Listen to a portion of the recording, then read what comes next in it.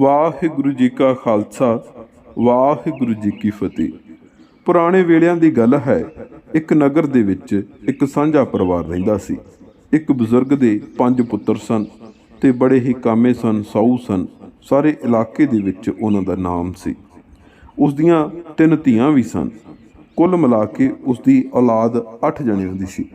ਬਹੁਤ ਵੱਡਾ ਪਰਿਵਾਰ ਸੀ ਤੇ ਹਰ ਕੋਈ ਮੰਨਦਾ ਸੀ ਕਿ ਇਹਦੇ ਪਰਿਵਾਰ ਵਰਗਾ ਪਰਿਵਾਰ ਹਰ ਇੱਕ ਦਾ ਹੋਵੇ। ਇਹਦੇ ਧੀਆਂ ਪੁੱਤਾਂ ਵਰਗੇ ਬੱਚੇ ਹਰ ਇੱਕ ਦੇ ਹੁਣ ਇੰਨੀ ਸਾਊ ਔਲਾਦ। ਹੌਲੀ ਹੌਲੀ ਕੀ ਹੋਇਆ ਕਿ ਉਸਨੇ ਆਪਣੇ ਬੱਚਿਆਂ ਨੂੰ ਵਿਆਹੁਣਾ ਸ਼ੁਰੂ ਕਰ ਦਿੱਤਾ। ਜਦੋਂ ਉਹ ਵੱਡੇ ਹੋ ਗਏ, ਪਰਿਵਾਰ ਦੇ ਵਿੱਚ ਹੋਰ ਇਜ਼ਾਫਾ ਹੋਇਆ। ਉਸਦੇ ਘਰ ਨੂੰਹਾਂ ਆਈਆਂ, ਉਸ ਦੀਆਂ ਧੀਆਂ ਵਿਆਹ ਕੇ ਚਲੀਆਂ ਗਈਆਂ, ਉਸ ਨੂੰ ਜਵਾਈ ਵੀ ਮਿਲ ਗਏ। ਪਰਿਵਾਰ ਦੇ ਵਿੱਚ ਵਾਧਾ ਹੋਇਆ, ਬੱਚੇ ਵੀ ਹੋਏ ਉਹਨਾਂ ਦੇ, ਉਸਦੀ ਔਲਾਦ ਦੇ। ਹੁਣ ਹੋਇਆ ਕਿ ਜਦੋਂ ਇੱਕ ਪਰਿਵਾਰ ਵੱਡਾ ਹੋ ਜਾਂਦਾ ਹੈ, ਜਦੋਂ ਇੱਕ ਪਰਿਵਾਰ ਦੇ ਵਿੱਚ ਵਾਧਾ ਹੁੰਦਾ ਹੈ, ਤਾਂ ਕਿਤੇ ਨਾ ਕਿਤੇ ਸਾਰਿਆਂ ਦੀ ਸੋਚ ਇੱਕੋ ਜਿਹੀ ਨਹੀਂ ਹੁੰਦੀ। ਸੋਚ ਦੇ ਵਿੱਚ ਫਰਕ ਪੈਣ ਲੱਗਦਾ ਹੈ ਤੇ ਇਹੀ ਸੋਚ ਦਾ ਫਰਕ ਹੈ ਤਕਰਾਰ ਦਾ ਕਾਰਨ ਬਣਦਾ ਹੈ। ਪਰਿਵਾਰ ਦੇ ਵਿੱਚ ਪਹਿਲਾਂ ਛੋਟੇ ਛੋਟੇ ਰੌਲੇ ਰੱਪੇ, ਫਿਰ ਵੱਡੀਆਂ ਲੜਾਈਆਂ, ਫਿਰ ਚੱਤੋ ਪੈਰ ਕਲੇਸ਼ ਰਹਿਣ ਲੱਗ ਪੈਂਦਾ ਹੈ। ਤੇ ਇਸ ਬਜ਼ੁਰਗ ਦੇ ਪਰਿਵਾਰ ਵਿੱਚ ਵੀ ਇਸੇ ਤਰ੍ਹਾਂ ਹੋਇਆ। ਜਦੋਂ ਸੋਚ ਦੇ ਵਿੱਚ ਫਰਕ ਸੀ ਤੇ ਛੋਟੀ ਛੋਟੀ ਗੱਲ ਦੀ ਤਕਰਾਰ ਸੀ, ਉਹ ਵੱਡਾ ਰੂਪ ਧਾਰਨ ਕਰਦੀ ਗਈ। ਉਹ ਆਪਣੇ ਦਰਅਸਲ ਜਿਹੜੇ ਉਸਦੇ ਜਵਾਈ ਸਨ ਉਹਨਾਂ ਤੋਂ ਬਹੁਤ ਜ਼ਿਆਦਾ ਦੁਖੀ ਸੀ। ਉਹ ਉਸ ਦੀਆਂ ਧੀਆਂ ਨੂੰ ਵੀ ਪਰੇਸ਼ਾਨ ਕਰਦੇ ਸਨ ਤੇ ਆਏ ਦਿਨ ਕੁਛ ਨਾ ਕੁਛ ਮੰਗੀ ਰੱਖਿਆ ਕਰਦੇ ਸਨ। ਉਹ ਬਜ਼ੁਰਗ ਤਾਂ ਆਪਣੇ ਪਰਿਵਾਰ ਦੀ ਕਲਾ ਕਲੇਸ਼ ਤੋਂ ਹੀ ਕਲਪਿਆ ਰਹਿੰਦਾ ਸੀ, ਉਸ ਕਰਕੇ ਦੁਖੀ ਉਦਾਸ ਰਹਿੰਦਾ ਸੀ। ਤੇ ਉਸਨੇ ਜਵਾਈ ਜੋ ਮੰਗ ਕਰਦੇ ਸਨ ਉਹ ਕਿੱਥੇ ਪੂਰੀ ਕਰਨੀ ਸੀ। ਪਹਿਲੇ ਪਹਿਲ ਤਾਂ ਉਸਨੇ ਕੁਛ ਮੰਗਾਂ ਪੂਰੀਆਂ ਕੀਤੀਆਂ, ਪਰ ਹੌਲੀ ਹੌਲੀ ਉਹਨਾਂ ਤੇ ਉਸਨੂੰ ਗੁੱਸਾ ਵੱਧ ਆਇਆ ਕਰਨਾ। ਇੱਕ ਸਮਾਂ ਆਇਆ ਕਿ ਉਹਨਾਂ ਤਿੰਨਾਂ ਦੇ ਨਾਲ ਉਸਨੂੰ ਈਰਖਾ ਹੋ ਗਈ। ਈਰਖਾ ਦਾ ਕਾਰਨ ਇਹ ਸੀ ਕਿ ਇੱਕ ਤਾਂ ਆਏ ਦਿਨ ਮੇਰੇ ਤੋਂ ਕੁਛ ਨਾ ਕੁਛ ਮੰਗ ਲੈਂਦੇ ਨੇ, ਤੇ ਦੂਸਰਾ ਕਾਰਨ ਇਹ ਸੀ ਕਿ ਬੜੇ ਲਾਡਾਂ ਨਾਲ, ਬੜੇ ਚਾਵਾਂ ਨਾਲ ਉਸਨੇ ਪਾਲੀਆਂ ਹੋਈਆਂ ਧੀਆਂ ਉਹਨਾਂ ਨੂੰ ਉਹ ਤੰਗ ਪਰੇਸ਼ਾਨ ਕਰਦੇ ਸਨ। ਇਸ ਕਰਕੇ ਉਸਨੇ ਪੱਕਾ ਨਿਸ਼ਚਾ ਕਰ ਲਿਆ, ਮਨ ਬਣਾ ਲਿਆ ਕਿ ਹੋਵੇ ਨਾ ਹੋਵੇ ਮੈਂ ਇਹਨਾਂ ਤੋਂ ਪੱਕੇ ਤੌਰ 'ਤੇ ਖਹਿੜਾ ਛੁਡਵਾ ਲਵਾਂ। ਮੈਂ ਇਹਨਾਂ ਦਾ ਕਿਤੋਂ ਨਾ ਕਿਤੋਂ ਲਿਆ ਕੇ ਕੋਈ ਐਸੀ ਚੀਜ਼ ਇਹਨਾਂ ਨੂੰ ਦੇ ਦਿਆਂ ਕਿ ਇਹ ਜਹਾਨੋਂ ਕੂਚ ਕਰ ਜਾਣ, ਅਕਾਲ ਚਲਾਣੇ ਕਰ ਜਾਣ। ਉਸਨੇ ਕਈ ਘਾੜਤਾਂ ਕੜੀਆਂ, ਕਈ ਸੋਚਾਂ ਸੋਚਦਾ, ਪਰ ਕਿਤੇ ਨਾ ਕਿਤੇ ਉਸਨੂੰ ਡਰ ਸੀ, ਖੌਫ ਸੀ ਕਿ ਜਿਹੜਾ ਰਾਜ ਦਾ ਰਾਜਾ ਹੈ ਉਹ ਮੈਨੂੰ ਸਜ਼ਾ ਦੇਵੇਗਾ, ਐਸੀ ਭਿਆਨਕ ਸਜ਼ਾ ਦੇਵੇਗਾ ਜਿਹਦੇ ਬਾਰੇ ਮੈਂ ਸੁਣਿਆ ਨਹੀਂ। ਕਿ ਹੁਣ ਤੱਕ ਇਲਾਕੇ ਦੇ ਵਿੱਚ ਮੇਰਾ ਚੰਗਾ ਨਾਮ ਹੈ, ਮੇਰਾ ਰਸੂਖ ਹੈ। ਮੈਂ ਕੋਈ ਐਸਾ ਢੰਗ ਤਰੀਕਾ ਲੱਭਦਾ ਹਾਂ ਕਿ ਜਿਹੜਾ ਮੇਰਾ ਦੁਸ਼ਮਣ ਹੈ ਉਹ ਵੀ ਮਰ ਜਾਵੇ ਤੇ ਮੇਰੀ ਜਿਹੜੀ ਸਾਖ ਹੈ ਉਸਦਾ ਵੀ ਨੁਕਸਾਨ ਨਾ ਹੋਵੇ। ਇੱਕ ਦਿਨ ਕਿਸੇ ਸਿਆਣੇ ਬੰਦੇ ਕੋਲੇ ਉਸਨੇ ਗੱਲ ਘੁਮਾ ਕੇ ਕੀਤੀ ਕਿ ਜੇ ਕੋਈ ਕਿਸੇ ਨੂੰ ਪਰੇਸ਼ਾਨ ਕਰਦਾ ਹੋਵੇ ਤਾਂ ਕੀ ਕਰਨਾ ਚਾਹੀਦਾ। ਉਹ ਸਿਆਣਾ ਅੱਗੋਂ ਕਹਿੰਦਾ ਕਿ ਉਸਨੂੰ ਸਮਝਾਉਣਾ ਚਾਹੀਦਾ। ਕਹਿੰਦਾ ਜੇ ਸਮਝਾਇਆ ਵੀ ਗੱਲ ਨਾ ਬਣੇ, ਉਹ ਕਹਿੰਦਾ ਫਿਰ ਉਸ ਦਾ ਜਿਹੜਾ ਹੈ ਪੱਕੇ ਤੌਰ ਤੇ ਉਸ ਤੋਂ ਹੱਥ ਪਿੱਛੇ ਖਿੱਚ ਲੈਣਾ ਚਾਹੀਦਾ ਹੈ, ਉਸਦੇ ਨਾਲ ਰਾਬਤੇ ਤੋੜ ਦੇਣੇ ਚਾਹੀਦੇ ਹਨ। ਉਹ ਕਹਿੰਦਾ ਪਰ ਜੇਕਰ ਇਸ ਤਰ੍ਹਾਂ ਹੋਵੇ ਕਿ ਰਾਬਤੇ ਤੋੜਨ ਵਾਲੀ ਰਿਸ਼ਤੇਦਾਰੀ, ਦੋਸਤੀ, ਮਿੱਤਰਤਾ ਨਾ ਹੋਵੇ, ਫਿਰ ਉਹ ਕਹਿੰਦਾ ਫਿਰ ਐਸਾ ਕਰੋ ਕਿ ਅਗਲੇ ਦਾ ਕੰਮ ਵੀ ਤਮਾਮ ਹੋ ਜਾਵੇ ਤੇ ਤੁਹਾਡੇ ਤੇ ਕੋਈ ਸ਼ੱਕ ਵੀ ਨਾ ਕਰੇ। ਉਸਨੂੰ ਉਸ ਸਿਆਣੇ ਦੀ ਗੱਲ ਸਹੀ ਲੱਗੀ। ਉਸਨੇ ਸੋਚਿਆ ਕਿ ਮੈਂ ਇਸ ਤਰ੍ਹਾਂ ਕਰਦਾ ਹਾਂ, ਤਿੰਨਾਂ ਨੂੰ ਸੱਪ ਤੋਂ ਡਸਵਾ ਦਿੰਦਾ ਹਾਂ। ਕੋਈ ਐਸਾ ਸੱਪ ਮੈਂ ਲੱਭ ਕੇ ਲਿਆਉਣਾ ਹਾਂ ਜਿਹੜਾ ਮੇਰੇ ਜਵਾਈਆਂ ਦਾ ਸਫਾਇਆ ਕਰ ਦੇਵੇਗਾ ਤੇ ਇਸ ਤਰ੍ਹਾਂ ਲੱਗੇਗਾ ਕਿ ਕੁਦਰਤੀ ਮੌਤ ਇਹ ਮਰ ਗਏ ਨੇ, ਤੇ ਉਸ ਤੋਂ ਬਾਅਦ ਮੇਰੇ ਤੇ ਕੋਈ ਸ਼ੱਕ ਵੀ ਨਹੀਂ ਕਰੇਗਾ। ਰਾਜ ਦਾ ਰਾਜਾ ਮੈਨੂੰ ਕੋਈ ਸਜ਼ਾ ਨਹੀਂ ਦੇਵੇਗਾ। ਉਸ ਬਜ਼ੁਰਗ ਨੇ ਇੱਕ ਜੋਗੀ ਦੇ ਨਾਲ ਰਾਬਤਾ ਕੀਤਾ। ਜੋਗੀ ਦੇ ਕੋਲ ਪਹੁੰਚਿਆ। ਜੋਗੀ ਨੂੰ ਕਹਿੰਦਾ ਕਿ ਮੈਨੂੰ ਐਸਾ ਸੱਪ ਚਾਹੀਦਾ ਹੈ ਜਿਹੜਾ ਬੜਾ ਖਤਰਨਾਕ ਹੋਵੇ, ਜ਼ਹਿਰੀਲਾ ਹੋਵੇ, ਜਿਹੜਾ ਇੱਕ ਫੂਕ ਨਾਲ ਹੀ ਬੰਦੇ ਦਾ ਜਿਹੜਾ ਸਰਵਨਾਸ਼ ਹੈ ਉਹ ਕਰ ਦਿੰਦਾ ਹੋਵੇ। ਜੋਗੀ ਨੇ ਕਿਹਾ ਕਿ ਐਸਾ ਸੱਪ ਮੇਰੇ ਕੋਲੇ ਮੌਜੂਦ ਨਹੀਂ, ਪਰ ਜੰਗਲ ਦੇ ਵਿੱਚ ਫਲਾਣੀ ਥਾਂ ਤੇ ਚਲਿਆ ਜਾ, ਉੱਥੇ ਇਹ ਸੱਪ ਮੌਜੂਦ ਹੈ। ਉਹ ਇਨਸਾਨ ਨੂੰ ਬੜੇ ਚਾਅ ਨਾਲ ਡੰਗ ਮਾਰਦਾ ਹੈ, ਉਸਨੂੰ ਖੁਸ਼ੀ ਮਿਲਦੀ ਹੈ, ਉਹ ਰਾਜੀ ਹੋ ਜਾਂਦਾ ਜਦੋਂ ਇਨਸਾਨ ਨੂੰ ਡੰਗਦਾ ਹੈ। ਪਰ ਇੱਕ ਗੱਲ ਯਾਦ ਰੱਖੀ, ਇੱਕ ਇਨਸਾਨ ਨੂੰ ਡੰਗ ਕੇ ਉਸਦੀ ਤਬੀਅਤ ਖੁਸ਼ ਨਹੀਂ ਹੁੰਦੀ। ਉਹ ਜਦੋਂ ਵੀ ਡੰਗੇਗਾ 2 ਬੰਦਿਆਂ ਨੂੰ ਘੱਟੋ ਘੱਟ ਇਕੱਠਾ ਡੰਗੇਗਾ, 2 ਤੋਂ ਵੱਧ ਜਿੰਨੇ ਮਰਜ਼ੀ ਹੁਣ, ਉਹ ਉਹਦੀ ਮਰਜ਼ੀ ਹੈ। ਉਹ ਕਹਿੰਦਾ ਠੀਕ ਹੈ, ਮੈਨੂੰ ਐਸੇ ਹੀ ਸੱਪ ਦੀ ਤਲਾਸ਼ ਸੀ।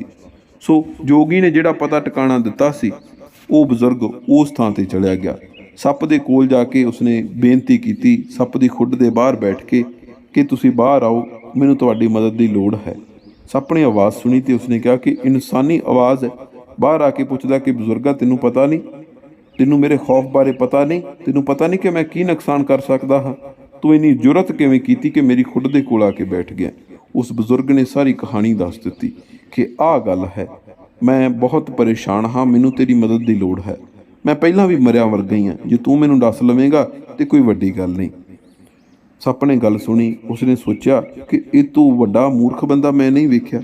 ਇਹ ਆਪਣੇ ਆਪ ਆਪਣੇ ਟੱਬਰ ਦੇ ਜੀਆਂ ਨੂੰ ਮਰਵਾਉਣਾ ਚਾਹੁੰਦਾ ਹੈ। ਉਹ ਕਹਿੰਦਾ, ਠੀਕ ਹੈ, ਮੈਂ ਤਾਂ ਸ਼ਿਕਾਰ ਕਰਨਾ ਹੀ ਹੈ, ਮੈਂ ਤੇਰੇ ਨਾਲ ਚਲਿਆ ਜਾਂਦਾ। ਬਜ਼ੁਰਗ ਦੇ ਆਖੇ ਲੱਗ ਕੇ ਜਿਵੇਂ ਜਿਵੇਂ ਉਸਨੇ ਕਿਹਾ ਉਸ ਦੇ ਨਾਲ ਚਲਾ ਗਿਆ। ਫਿਰ ਬਜ਼ੁਰਗ ਨੇ ਦੱਸਿਆ ਕਿ ਸਾਡਾ ਸਾਂਝਾ ਪਰਿਵਾਰ ਹੈ। ਸਾਂਝੇ ਪਰਿਵਾਰ ਦੇ ਵਿੱਚ ਮੇਰੇ 3 ਜਵਾਈ ਹਨ, ਜਿਨ੍ਹਾਂ ਬਾਰੇ ਮੈਂ ਤੈਨੂੰ ਇਸ਼ਾਰਾ ਕਰਾਂਗਾ, ਸਿਰਫ ਤੂੰ ਉਹਨਾਂ ਨੂੰ ਦੱਸਣਾ ਹੈ ਤੇ ਤੂੰ ਕਈ ਦਿਨ ਉੱਥੇ ਰਹਿ ਸਕਦਾ ਹੈ। ਇਕੱਠਿਆਂ ਨੂੰ ਦੱਸਿਆ ਤਾਂ ਮਾਮਲਾ ਜਿਹੜਾ ਹੈ ਉਹ ਵਿਗੜ ਵੀ ਸਕਦਾ ਹੈ, ਕੰਮ ਖਰਾਬ ਹੋ ਸਕਦਾ ਹੈ। ਸੱਪ ਕਹਿੰਦਾ ਕਿ ਜਿਵੇਂ ਤੁਸੀਂ ਕਹੋ, ਮੈਂ 2-4 ਦਿਨ ਦੇ ਵਕਫੇ 'ਤੇ ਡੰਗਦਾ ਰਵਾਂਗਾ, ਜਾਂ ਇਹ ਵੀ ਹੋ ਸਕਦਾ ਹੈ ਕਿ ਜਿਹੜੀਆਂ ਉਹਨਾਂ ਦੀਆਂ ਅੰਤਮ ਕਿਰਿਆਵਾਂ ਕਰਕੇ ਤੁਸੀਂ ਫਾਰਿਗ ਹੋ ਜਾਇਆ ਕਰੋਗੇ, ਉਦੋਂ ਮੈਂ ਨਵੇਂ ਸ਼ਿਕਾਰ ਨੂੰ ਡੰਗ ਲਵਾਂਗਾ। ਉਹ ਕਹਿੰਦਾ, ਠੀਕ ਹੈ। ਪਹਿਲਾਂ ਉਸਨੇ ਉਸਦੇ ਇੱਕ ਜਵਾਈ ਨੂੰ ਡੰਗਿਆ, ਕੁਝ ਦਿਨਾਂ ਦੇ ਵਕਫੇ ਬਾਅਦ ਦੂਸਰੇ ਨੂੰ, ਫਿਰ ਤੀਸਰੇ ਨੂੰ, ਤੇ ਫਿਰ ਉਸਨੇ ਬਜ਼ੁਰਗ ਨੇ ਕਿਹਾ ਕਿ ਮੇਰਾ ਕੰਮ ਜਿਹੜਾ ਹੈ ਉਹ ਤਮਾਮ ਹੋ ਚੁੱਕਿਆ ਹੈ। ਮੈਂ ਇੱਕ ਵੱਡੇ ਸ਼ਤਰੂ ਤੋਂ ਨਿਜਾਤ ਪਾਉਣ ਦੇ ਲਈ ਤੇਰੇ ਨਾਲ ਮਿੱਤਰਤਾ ਕੀਤੀ, ਹਾਲਾਂਕਿ ਤੂੰ ਵੀ ਇੱਕ ਸ਼ਤਰੂ ਹੈ, ਤੇ ਹੁਣ ਤੂੰ ਇੱਥੋਂ ਚਲਿਆ ਜਾ। ਜਦੋਂ ਉਹਨੇ ਇਹ ਗੱਲ ਕਹੀ ਤਾਂ ਸੱਪ ਅੱਗੋਂ ਉੱਤਰ ਦਿੰਦਾ ਹੈ ਕਿ ਨਹੀਂ ਬਜ਼ੁਰਗੋ, ਮੈਂ ਇੱਥੋਂ ਜਾ ਨਹੀਂ ਸਕਦਾ। ਤੁਸੀਂ ਆਪਣੀ ਜ਼ੁਬਾਨ ਤੋਂ, ਆਪਣੇ ਮੂੰਹੋਂ ਕਿਹਾ ਕਿ ਮੈਂ ਵੀ ਇੱਕ ਵੱਡਾ ਸ਼ਤਰੂ ਹਾਂ। ਤੁਸੀਂ ਮੈਨੂੰ ਬੁਲਾ ਤਾਂ ਲਿਆ, ਪਰ ਹੁਣ ਮੈਨੂੰ ਇੱਥੇ ਬਹੁਤ ਸਾਰੇ ਸ਼ਿਕਾਰ ਦਿਸ ਰਹੇ ਨੇ। ਮੈਂ ਸਾਰਿਆਂ ਨੂੰ ਇੱਕ ਦਿਨ ਇੱਕੋ ਟਾਈਮ ਇਕੱਠਿਆਂ ਵੀ ਡੰਗ ਸਕਦਾ ਹਾਂ, ਪਰ ਮੈਂ ਇਸ ਤਰ੍ਹਾਂ ਨਹੀਂ ਕਰਾਂਗਾ। ਮੈਂ ਇੱਕ ਇੱਕ ਕਰਕੇ ਡੰਗਾਂਗਾ ਤੇ ਤੁਸੀਂ ਮੈਨੂੰ ਇਸ਼ਾਰਾ ਕਰਦੇ ਰਹੋ।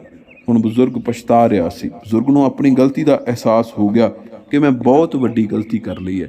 ਸਿਆਣੇ ਕਹਿੰਦੇ ਨੇ ਕਿ ਕਦੇ ਵੀ ਜਿਹੜਾ ਸ਼ਤਰੂ ਹੈ, ਜਿਹੜਾ ਦੁਸ਼ਮਣ ਹੈ, ਜਿਹੜਾ ਵੈਰੀ ਹੈ, ਉਹਦੇ ਨਾਲ ਮਿੱਤਰਤਾ ਨਾ ਕਰੋ। ਖਾਸ ਕਰਕੇ ਉਹ ਦੁਸ਼ਮਣ, ਉਹ ਵੈਰੀ ਜਿਹੜਾ ਬਹੁਤ ਜ਼ਿਆਦਾ ਬਲਵਾਨ ਹੁੰਦਾ ਹੈ, ਕਿਉਂਕਿ ਜੇਕਰ ਤੁਸੀਂ ਉਹਦੇ ਨਾਲ ਮਿੱਤਰਤਾ ਕਰ ਰਹੇ ਹੋ ਤੇ ਕੱਲ੍ਹ ਨੂੰ ਇਹ ਹੋ ਸਕਦਾ ਹੈ ਤੁਹਾਡੇ ਨਾਲ ਮਿੱਤਰਤਾ ਕਰਕੇ ਉਹ ਆਪਣੀ ਦੁਸ਼ਮਣੀ ਪਾਲ ਜਾਵੇ।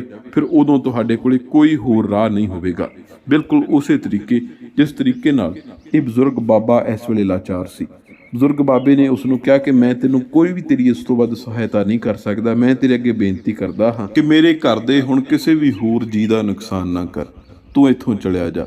ਪਰ ਉਸ ਬਜ਼ੁਰਗ ਬਾਬੇ ਦੇ ਦੇਖਦਿਆਂ ਹੀ ਦੇਖਦਿਆਂ ਉਸ ਸੱਪ ਨੇ ਬਜ਼ੁਰਗ ਬਾਬੇ ਦੇ ਸਭ ਤੋਂ ਛੋਟੇ ਪੁੱਤਰ ਨੂੰ ਆਪਣਾ ਸ਼ਿਕਾਰ ਬਣਾ ਲਿਆ। ਉਸ ਨੂੰ ਡੰਗ ਮਾਰ ਦਿੱਤਾ, ਡਸ ਦਿੱਤਾ।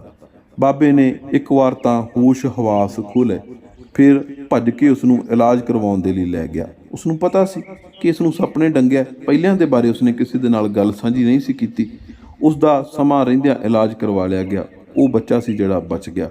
ਫਿਰ ਉਸਨੇ ਆਪਣੇ ਸਾਰੇ ਪਰਿਵਾਰ ਨੂੰ ਇਕੱਠਿਆਂ ਕੀਤਾ ਤੇ ਉਹਨਾਂ ਨੂੰ ਸਾਰੀ ਗੱਲ ਸਾਂਝੀ ਕਰ ਦਿੱਤੀ ਕਿ ਮੇਰੇ ਤੋਂ ਆਹ ਗਲਤੀ ਹੋਈ ਹੈ। ਮੈਂ ਉਹਨਾਂ ਜਣਿਆਂ ਤੋਂ ਜਿਹੜੇ ਪਹਿਲੇ ਆਪਣੇ 3 ਮੈਂਬਰ ਸਨ, ਪਰਿਵਾਰ ਦੇ ਜੀਅ ਸਨ, ਜਿਹੜੇ ਆਪਣੇ ਜਵਾਈ ਸਨ, ਉਹਨਾਂ ਤੋਂ ਮੈਂ ਬਹੁਤ ਜ਼ਿਆਦਾ ਤੰਗ ਪਰੇਸ਼ਾਨ ਸਾਂ। ਮੈਂ ਬਹੁਤ ਜ਼ਿਆਦਾ ਦਿੱਕਤ ਦੇ ਵਿੱਚ ਸਾਂ। ਦਿਮਾਗੀ ਤੌਰ 'ਤੇ ਮੇਰਾ ਜਿਹੜਾ ਦਿਮਾਗ ਸੀ ਉਹ ਚੰਗਾ ਫੈਸਲਾ ਲੈਣ ਦੇ ਲਈ ਇੰਨਾ ਸੁਹਿਰਦ ਨਹੀਂ ਸੀ। ਇਸ ਕਰਕੇ ਮੈਨੂੰ ਆਹ ਕਦਮ ਚੁੱਕਣਾ ਪਿਆ। ਉਸ ਦੇ ਸਭ ਤੋਂ ਵੱਡੇ ਪੁੱਤਰ ਨੇ ਕਿਹਾ ਕਿ ਨਹੀਂ, ਕਦੇ ਵੀ ਇਸ ਤਰ੍ਹਾਂ ਦਾ ਫੈਸਲਾ ਨਾ ਲਓ ਜਿਹਦੇ ਕਰਕੇ ਕਿਸੇ ਦੀ ਜ਼ਿੰਦਗੀ ਦਾਅ 'ਤੇ ਲੱਗ ਜਾਵੇ। ਜੇਕਰ ਤੁਸੀਂ ਸਮੱਸਿਆ ਦੇ ਵਿੱਚ ਸੀ, ਪਰੇਸ਼ਾਨੀ ਦੇ ਵਿੱਚ ਸੀ, ਸਾਡੇ ਨਾਲ ਬੈਠ ਕੇ ਸਾਰੇ ਪਰਿਵਾਰ ਨੂੰ ਜਿਵੇਂ ਅੱਜ ਇਕੱਠਿਆਂ ਕਰਕੇ ਗੱਲਬਾਤ ਕੀਤੀ ਹੈ ਉਵੇਂ ਗੱਲ ਕਰ ਲੈਂਦੇ, ਆਪਾਂ ਕਿਸੇ ਨਾ ਕਿਸੇ ਸਾਰਥਕ ਸਿੱਟੇ 'ਤੇ ਪਹੁੰਚ ਜਾਂਦੇ, ਨਤੀਜੇ 'ਤੇ ਪਹੁੰਚ ਜਾਂਦੇ। ਆਪਣੇ ਕੋਲੇ ਕਿਸੇ ਦੀ ਜ਼ਿੰਦਗੀ ਲੈਣ ਦਾ ਕੋਈ ਵੀ ਹੱਕ ਨਹੀਂ ਹੈ। ਦੂਜੀ ਗੱਲ, ਜਿਵੇਂ ਜਦੋਂ ਕਿਸੇ ਇੱਕ ਦੁਸ਼ਮਣ ਨੂੰ ਸਮਾਪਤ ਕਰਨਾ ਹੋਵੇ ਤੇ ਕਈ ਵਾਰੀ ਇੱਕ ਬੰਦਾ ਕੀ ਕਰਦਾ ਕਿ ਆਪਣੇ ਕਿਸੇ ਹੋਰ ਦੁਸ਼ਮਣ ਦੀ ਮਦਦ ਲੈ ਲੈਂਦਾ, ਕਿਸੇ ਹੋਰ ਮਾੜੇ ਬੰਦੇ ਤੱਕ ਪਹੁੰਚ ਕਰ ਲੈਂਦਾ। ਉਹ ਮਾੜਾ ਬੰਦਾ ਇੱਕ ਸਮੇਂ ਤਾਂ ਤੁਹਾਡੀ ਮਦਦ ਕਰ ਦੇਵੇਗਾ, ਪਰ ਭਵਿੱਖ ਦੇ ਵਿੱਚ ਉਸਨੇ ਤੁਹਾਡਾ ਨੁਕਸਾਨ ਕਰਨਾ ਹੀ ਕਰਨਾ ਹੈ, ਜਿਵੇਂ ਉਸ ਸੱਪ ਨੇ ਇਸ ਬਜ਼ੁਰਗ ਬਾਬੇ ਦਾ ਕੀਤਾ ਹੈ। ਸੋ ਇਸ ਕਹਾਣੀ ਦੇ ਰਾਹੀਂ ਕਹਾਣੀਕਾਰ ਸਾਨੂੰ 1-2 ਨਹੀਂ ਬਲਕਿ ਕਾਫੀ ਸਿੱਖਿਆਵਾਂ ਦਿੰਦਾ ਹੈ ਤੇ ਇਹ ਸਿੱਖਿਆਵਾਂ ਆਪਾਂ ਨੂੰ ਅਸਲ ਜ਼ਿੰਦਗੀ ਦੇ ਵਿੱਚ, ਅਮਲ ਦੇ ਵਿੱਚ ਲੈ ਕੇ ਆਉਣ ਦੀ ਜ਼ਰੂਰਤ ਹੈ।